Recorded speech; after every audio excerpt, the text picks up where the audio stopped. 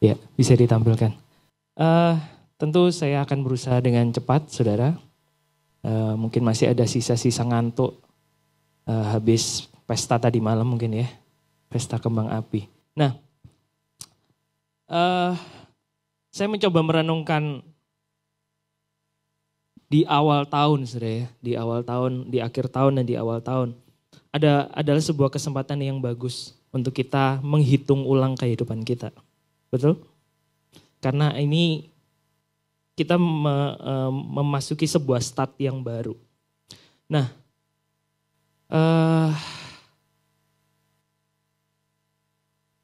ya, saya langsung masuk dulu ke visi kita tahun ini, saudara. Lift Jesus high, meninggikan Yesus, meninggikan nama Yesus di atas segalanya. Saudara, visi ini kita pakai bukan hanya sekedar supaya menjadi sebuah tradisi di awal tahun ada sebuah visi yang baru. Tetapi karena ini adalah sebuah kebenaran firman Tuhan yang tentu saja harus kita hidupi bersama-sama. Nah, meninggikan Yesus harusnya menjadi sebuah hal yang otomatis harusnya kita kerjakan sebagai orang Kristen. Benar, saudara? Tetapi kenyataannya seringkali kita lupa akan hal ini. Kita melupakan hal ini, saudara. Nah, waktu saya coba merenungkan firman Tuhan di akhir tahun kemarin, visi ini dan kemudian juga biasanya saya suka memang di akhir tahun itu suka bikin refleksi diri, saudara ya. Saya suka melakukan itu dan akhirnya saya menemukan kebenaran firman Tuhan ini, saudara. Wahyu 22 ayat yang ke-13, versi terjemahan sederhana Indonesia dikatakan begini, akulah juga yang disebut yang pertama dan yang terakhir. Yaitu yang satu-satunya dan yang selalu ada, baik sebelum penciptaan maupun sesudah semua ciptaan ini hilang lenyap. Saudara, di momen akhir tahun, awal tahun, ini adalah sebuah momen yang tepat untuk kita mengingat kembali ada sebuah peringatan waktu. Ada sebuah peringatan waktu. Tetapi yang kita harus tahu, yang kita harus sadari, yang lebih penting adalah Tuhan kita adalah Tuhan atas waktu. Amin. Dia Alfa dan Omega. Dia tidak dibatasi oleh waktu. Dia sudah ada di masa depan kita. Setuju? Semua prediksi ekonomi bilang katanya 2023 akan terjadi masa-masa paceklik ekonomi. Tadi disebut juga. Tetapi saudara, apakah kita mau percaya bahwa Tuhan kita sudah ada di depan? Bahkan dia sudah ada sampai kekekalan. Artinya saudara, dia sudah ada di sana, dia sudah menjamin kehidupan kita. Itulah kenapa kita harus meninggikan dia, karena dia sudah ada di sana.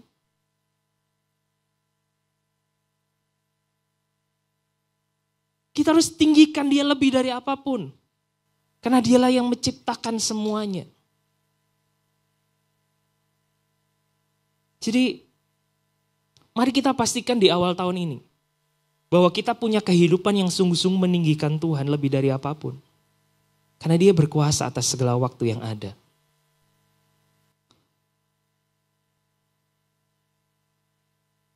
Ayat ini menjadi sebuah perenungan saya di akhir tahun kemarin, saudara. Mazmur 90 ayat yang ke-12.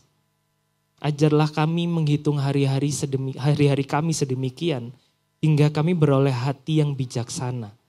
Nah, mungkin ini ayat yang kita sudah sering dengar.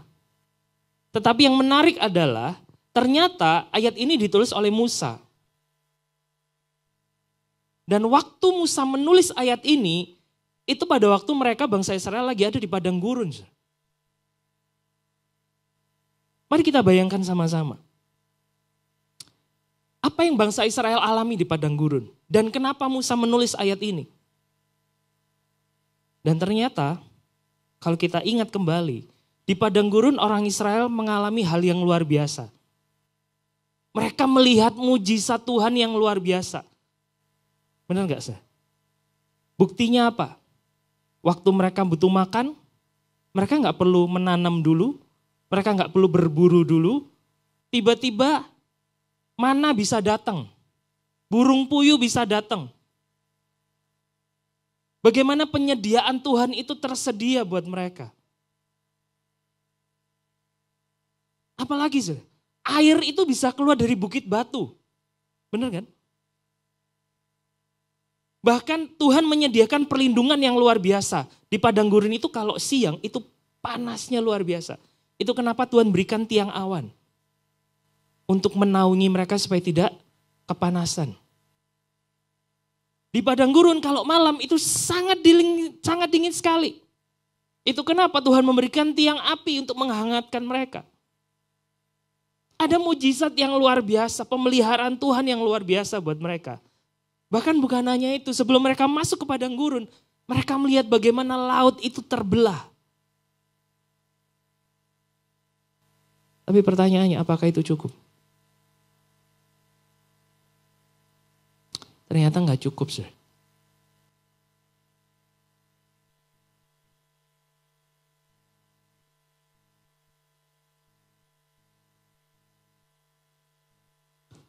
Itu semua nggak cukup ternyata. Bangsa Israel tetap mengeluh, bersungut-sungut. Di satu titik mereka sampai bilang, kita balik aja ke Mesir. Bangsa Israel tetap membuat patung, mengkhianati Tuhan, berbalik dari Tuhan.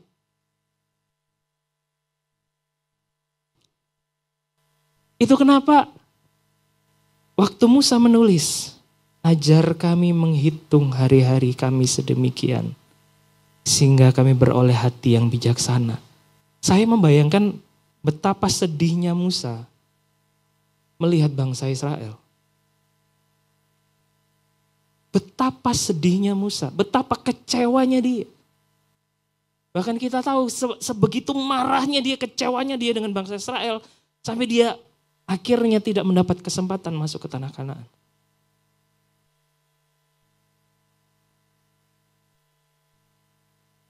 Saudara,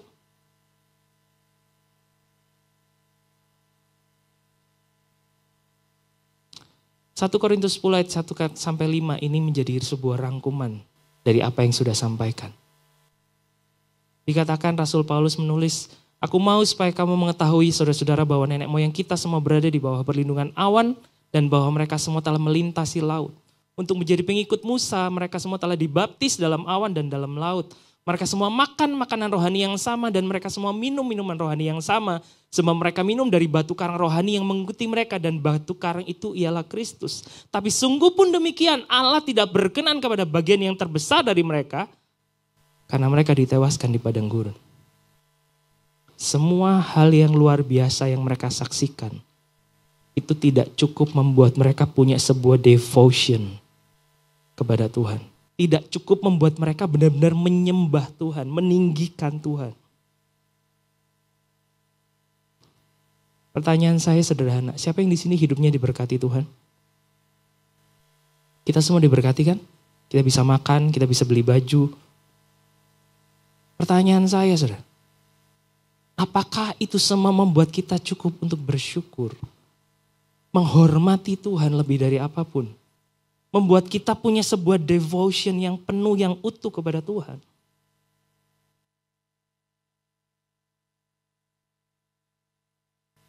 Jangan sampai kita menjadi seperti orang Israel. Mereka mengalami semua hal yang luar biasa. Tapi mereka kehilangan kesempatan yang terbaik masuk ke tanah perjanjian.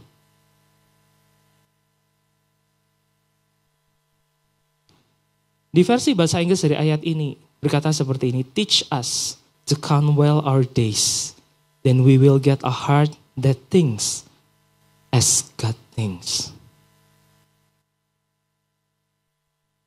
Tujuannya kita untuk benar-benar menghitung waktu kita adalah supaya kita bisa mengerti apa sih yang Tuhan inginkan, apa sih yang Tuhan mau. Yang mana kehendak Tuhan? Supaya kita nggak hidup sembarangan. Supaya kita nggak hidup hanya sekedar melayani keinginan kita sendiri. Sama seperti orang Israel yang akhirnya mereka mati di padang gurun.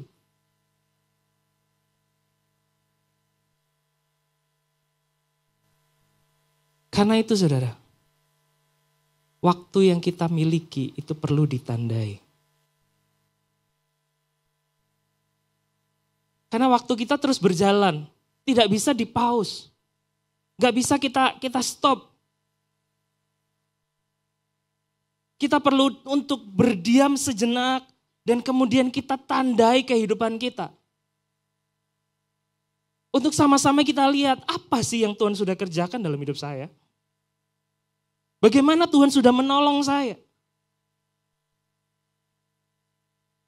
Di titik mana saya jatuh dan saya harus perhatikan supaya saya tidak mengulangi hal yang sama.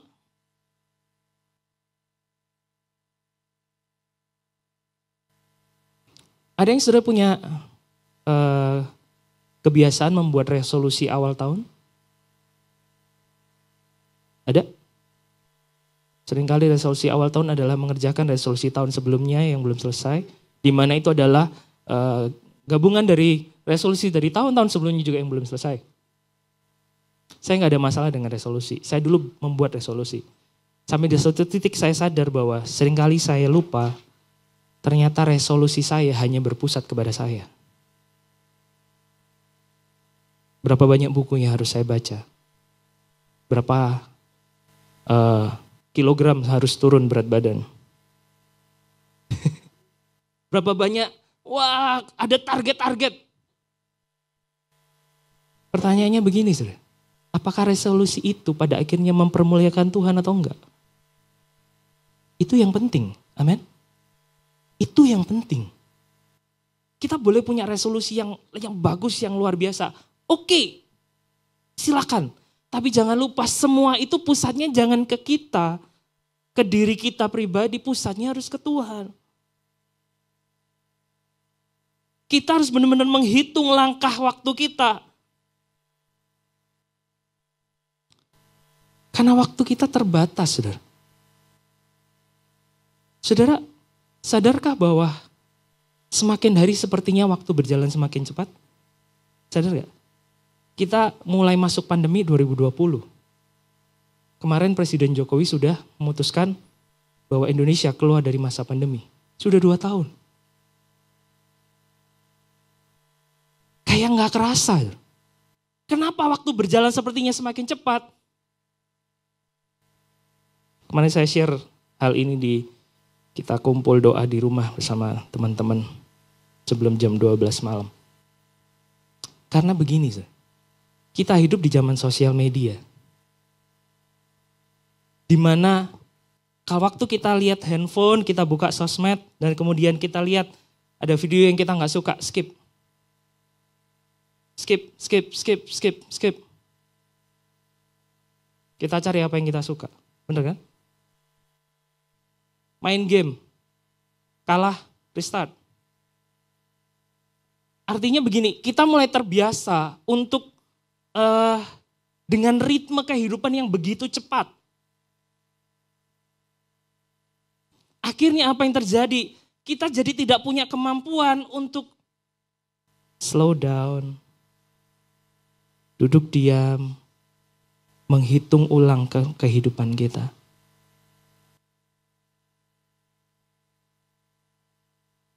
Hari-hari kita penuh dengan to-do list yang harus dikerjakan. Kalaupun tidak ada to-do list, handphone kita seolah-olah selalu memanggil kita untuk kita buka, kita scroll. Bener kan?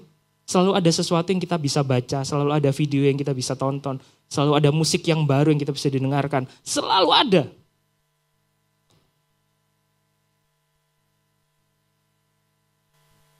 Karena itu kita kehilangan kemampuan untuk diam dan menghitung ulang kehidupan kita. Saya sudah berjalan sampai sejauh mana?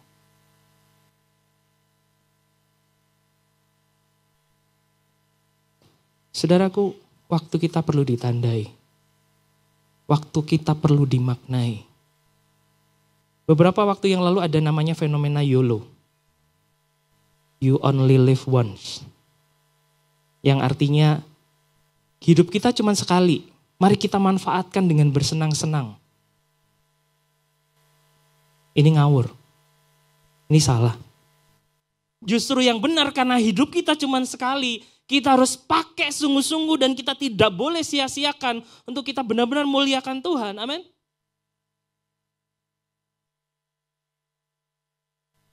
Karena kesempatan kita cuma sekali. Tidak seperti game yang kalau kalah bisa kita ulang, reset dari awal. No, hidup kita cuma sekali. Karena itu jangan sia-siakan. Hitung ulang kehidupan kita. Sudah sampai mana kita berjalan bersama Tuhan?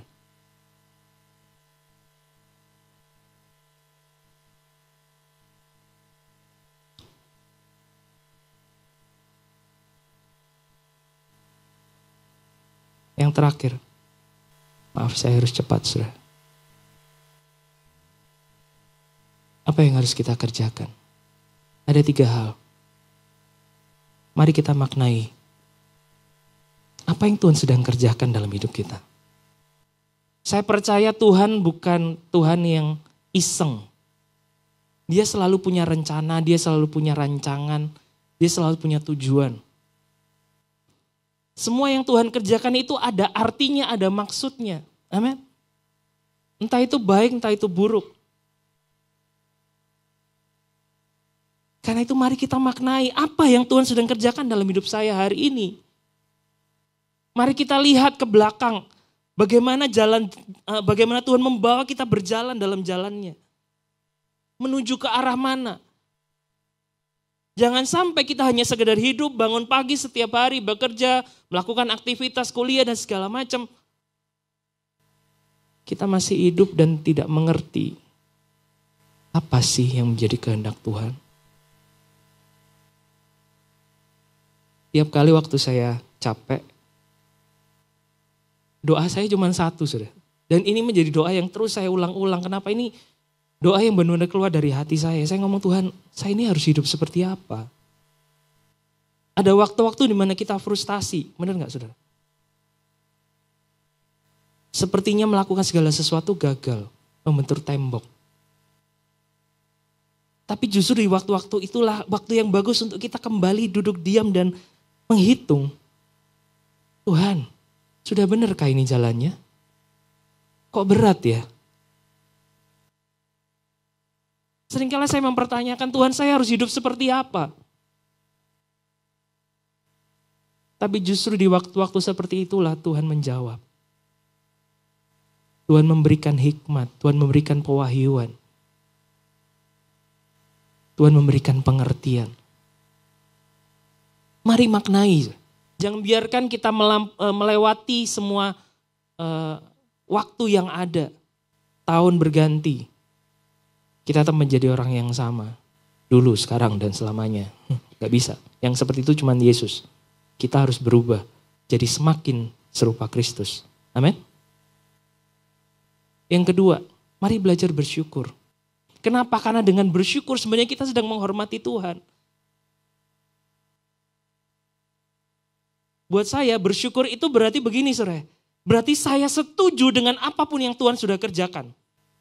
Entah itu baik, entah itu enggak baik menurut saya. Waktu keadaan baik gampang kita bersyukur. Benar enggak? Tapi waktu keadaan tidak baik, apakah kita bisa tetap bersyukur? Apakah kita tetap bisa setuju dengan Tuhan? Waktu keadaan tidak baik, saya selalu ingat ayat Roma 8 ayat 28. Roma 8 ayat 28. Allah turut bekerja dalam segala sesuatu untuk mendatangkan kebaikan bagi orang yang mengasihi Dia. Jadi kalau saudara dan saya tergolong orang yang mengasihi Tuhan, jangan khawatir, saudara. Apa yang kelihatannya tidak baik itu Tuhan bisa rubah jadi baik. Endingnya jadi baik. Beberapa orang yang datang konseling, saya bilang sama mereka, tenang, ini belum akhir cerita hidupmu. Gimana kok gak enak, gini. Tenang, ceritanya belum selesai. Cerita hidup kita belum selesai, amin saudara. Mungkin ada waktu-waktu kita ada di bawah. Tapi jangan khawatir, cerita kita nggak the end di waktu itu. Ayat ini saya percaya akan bekerja, terjadi. Bahwa pada akhirnya itu semua Tuhan akan buat mendatangkan kebaikan buat kita. Amin. Karena itu mari belajar bersyukur. Karena dengan bersyukur kita menghormati Tuhan. Kita sedang menjadikan Tuhan sebagai kurios, penguasa tunggal dalam hidup kita. Dan yang ketiga, mari berjalan dalam ketaatan. Berjalan dengan ketaatan. Kita mungkin nggak tahu apa yang akan terjadi di masa depan. Tapi kita percaya bahwa Tuhan sudah ada di sana. Tahun 23 kita nggak tahu kesulitan apa yang kita hadapi. Tapi mari kita percaya Tuhan sudah ada di sana. Tugas kita cuma belajar taat, sudah. Melangkah bersama Tuhan. Tuhan suruh belok, belok. Jalan terus. Depan jurang, nggak apa-apa bersama Tuhan. Jangan seperti bangsa Israel. Mereka mengalami semua hal yang luar biasa. Tapi mati di padang gurun. Kenapa? Karena mereka nggak taat. Mereka tidak mau melakukan apa yang diperintahkan Tuhan. Dan pada akhirnya mereka membayar harganya. Dengan kebinasaan.